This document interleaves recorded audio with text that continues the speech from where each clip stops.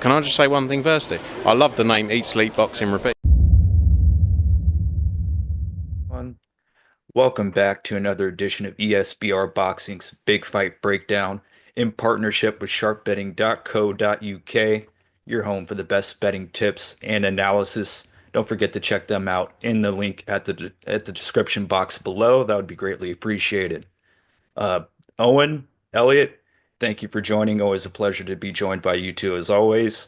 And in this one, we're going to be discussing Teofimo Lopez's WBO junior welterweight title defense against Arnold Barboza on the stacked Times Square May 2nd card.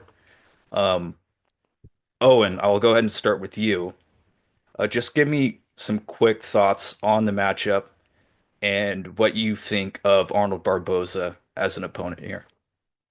Thank you for having me on as always. Obviously it's a mandatory fight. I wouldn't have if I could have picked of an opponent for Teofimo, Arnold Barboza wouldn't have been at the top of the list. I think they were pushing for Jack Catterall to get the fight with Teofimo, so it's only fair that obviously he got beat fair and square by Barboza, so it's only fair that you give it to him really. It's a difficult one because I think no one really knows what Teofimo is going to do next. He had the retirement, which didn't last long. So I think it's difficult to have legitimate matchups for him. But I don't think it's necessarily difficult to have the matchups, but to see who he's going to face next is a bit mental because you don't know what he's going to do next. But fair enough, it's a mandatory defence. If he gets on with it, there's some bigger fights we want to see. But it's always good to see Teofimo in the ring, but I can't say I'm a massive Arnold Barboza fan. So fair play to Teofimo for taking on the mandatory. It's not a matchup that exactly lights my eyes up, but it could make it interesting. I hear you. I hear you. Let me ask you this, Owen. Uh, did you think, because he had a pretty close fight with Jack Catterall the last time around, was there any controversy in that scoring for you? Did you think that Jack Catterall could have won that?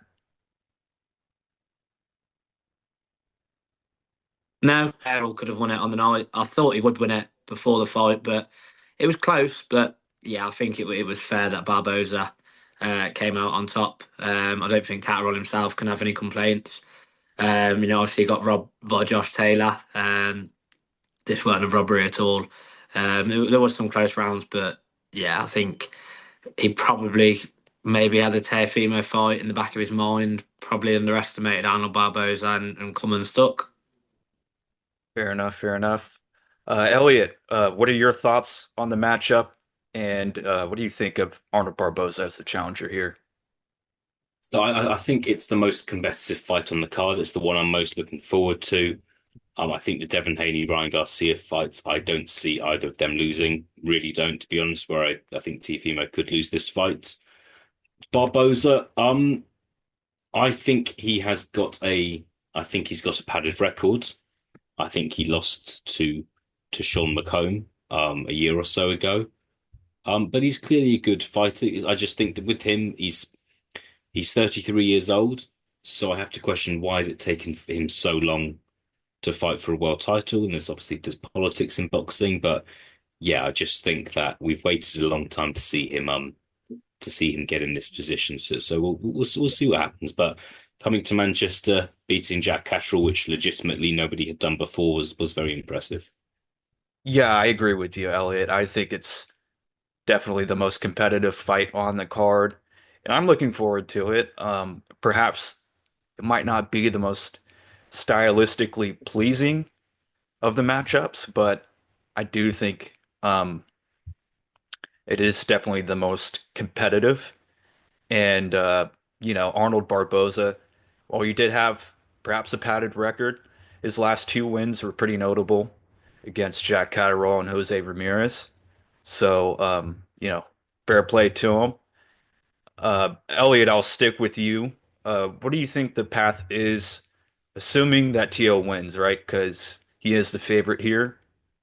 What do you think is the path for Tio next? I know, like Owen said, it would be hard to predict because he's, kind of crazy like a fox. But um, what do you suspect would happen?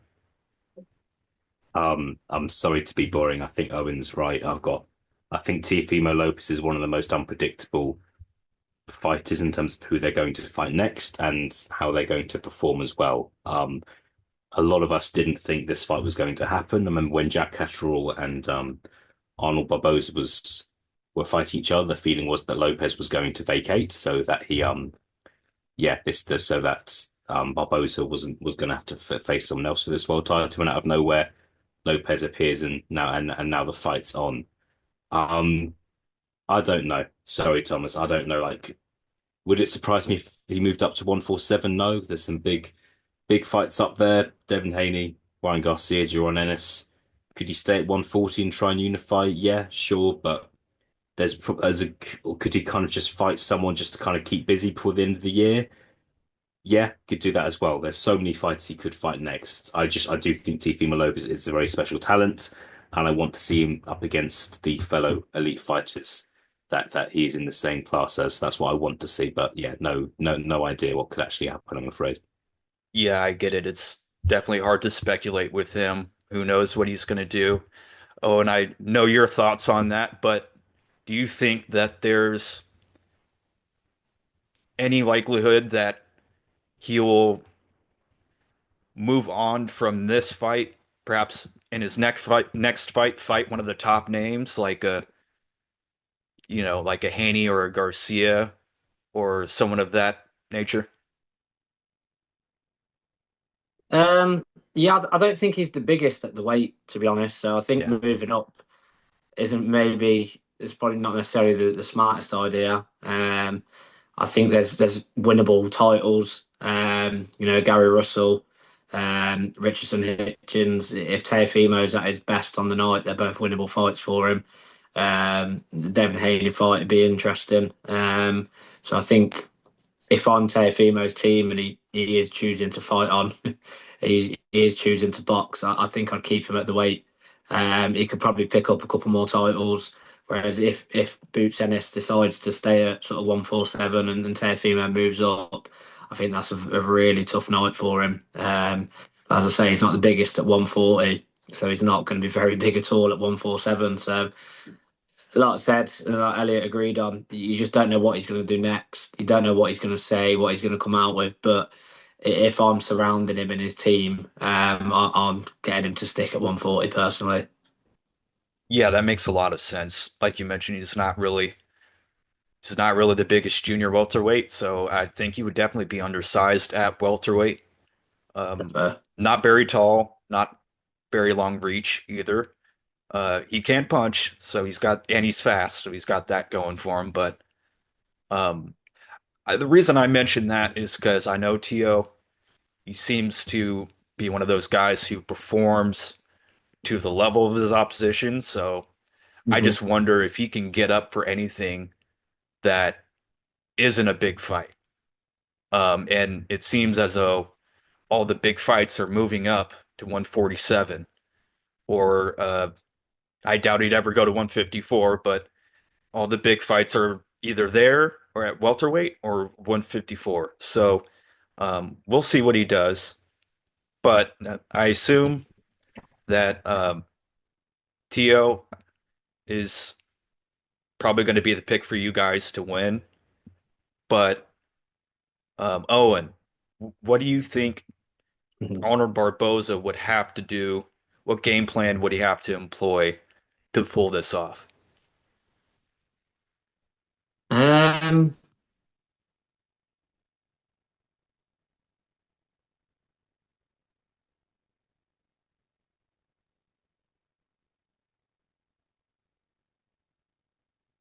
I think Arnold. I think for this fight, I think Arnold Barboza's got to knock him out. I can't see any other way that he wins the fight. I think if it comes skill for skill, if it becomes a boxing match, I think Teofimo's just better in every single department. I think he's a lot more skillful. Without trying to give my prediction away, um, um, I don't know if Barboza's got that power in him, but I just think even taking into account what you said, Teofimo does fight to the level of his opposition. So if Barboza has an off night, it's probably likely that Teofimo's going to have an off night. But I just think Barboza's got to go in hot, and I think he's got to try and catch him cold. Fair enough. Elliot, what are your thoughts on that? Do you have anything to add, or do you agree?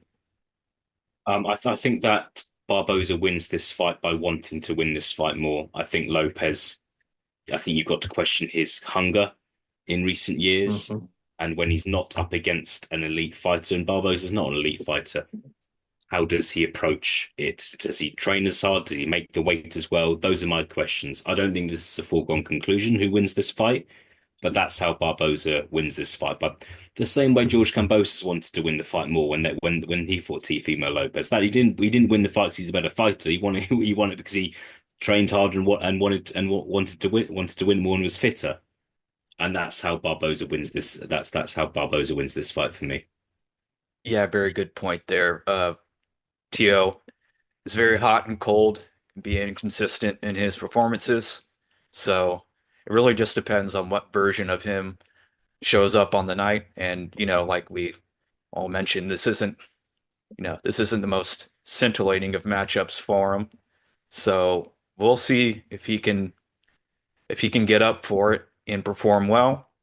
With that said, Elliot, what's your prediction for this one? How do you see it going down?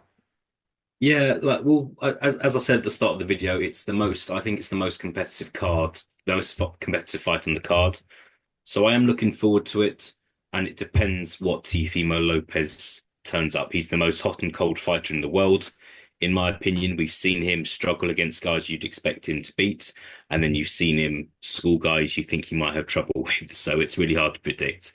Um, I think Teofimo Lopez will win this fight in a fairly close points win. 116, 112, that sort of scorecard is my prediction. But yeah, we'll see what happens. Gotcha. Owen, what do you think? Do you see it the same way or do you see it differently? Unfortunately for the viewers, I'm going to have to agree with Elliot. I think if Teofimo turns up at his very best, he outclasses Arnold Barboza, but I think he's going to get caught up in Arnold Barboza's game plan. And I think we're going to see some really sort of razor tight rounds. And there's probably a fair scorecard from Elliot, a 116, 112, maybe even a little bit closer than that. But yeah, I think Teofimo will win on points without sort of a star-studded performance that we've seen previously. Well, yeah, I hate to be boring here, but I also agree with exactly what you guys both said. I saw this as a close fight. I do favor TO to win. I do see it going the distance. Um, and yeah, I wouldn't be surprised if we got a version of TO that wasn't really at his best, and perhaps Arnold's able to capitalize on that. But at the end of the day, I think that TO's natural talent, speed, and power will carry the day for him and eke out a close decision. I think it will be a clear one, but Arnold Barboza, I wouldn't be surprised to see him win several rounds in that fight. So there you have it. We're 3 for 3. Teofimo Lopez winning by close decision. Don't forget to let us know in the comments how you think it's going to go down. Do you see it differently? You see Tio getting him out of there? Do you see Arnold Barboza pulling off the upset? Let us know how you think it's going to go down. Don't forget to interact with our content, like, comment, subscribe. Elliot, Owen, thanks for joining, and we'll see you on the next one. Thanks, Thomas.